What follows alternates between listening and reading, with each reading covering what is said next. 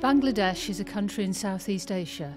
It is surrounded by India on all sides, except for a small border with Burma in the southeast, and the Bay of Bengal is to the south. The borders of present-day Bangladesh were established in 1971, and it became a country in its own right. Most of the south of the country is flat and crisscrossed with large river systems, making it susceptible to flooding and the effects of rises in the sea level.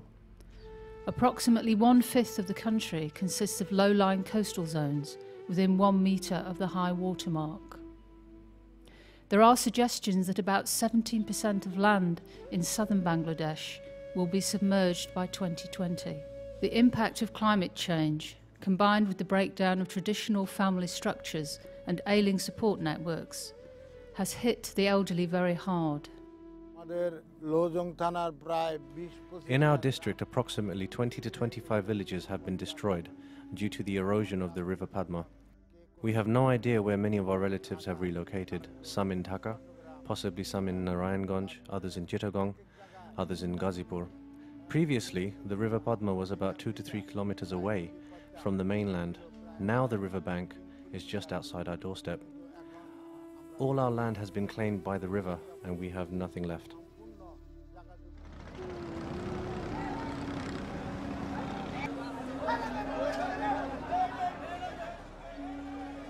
In a recent survey, it was discovered that hundreds of displaced people from the low-lying southern districts of Bangladesh have migrated to the higher northern parts of the country towards the Himalayas because of the effects on the environment that climate change is bringing. This is having an effect on Dhaka. Dhaka currently has a population of around 13 million people living within its metropolitan area and is set to become the 5th largest city in the world by 2030. Over 40% of the people living in the city are poor, living in slums and fringe areas, and are extremely vulnerable to adverse climate conditions. My name is Khalek Mia. My hometown is in Kumilla. My house was next to the River Padma and it fell prey to the river. I couldn't afford to rebuild my home and I was forced to stay with others, and eventually I was forced to move to Dhaka.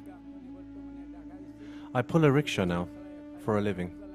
Since I'm 70 years of age, it is hard for me to find customers, but if I don't work, then I can't afford to feed my family. I earn 80 pence to a pound daily.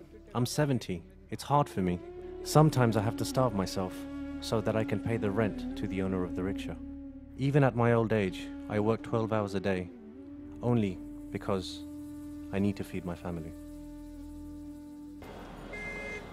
The Dhaka city area is not expanding as a consequence of the increase in people coming to live there, and civic amenities and support services are inadequate to deal with their needs. The Sir William Beveridge Foundation is a UK-based international charity that was established in 2006. It has an office in Dhaka and has been operating a free home care service in the city and surrounding areas for nearly 2 years. A team of Beveridge carers visit vulnerable elderly people in need in their own homes to provide for their personal care needs. There are currently 160 elderly people receiving such care. The novelty of this service has caught the imagination of the people here in Bangladesh, and the demand for service is increasing every day. That perhaps is becoming a little difficult for us to meet. Nonetheless, we plan to cover Dhaka city in about 2 to 3 years' time, and later we plan to expand it to the other cities in Bangladesh.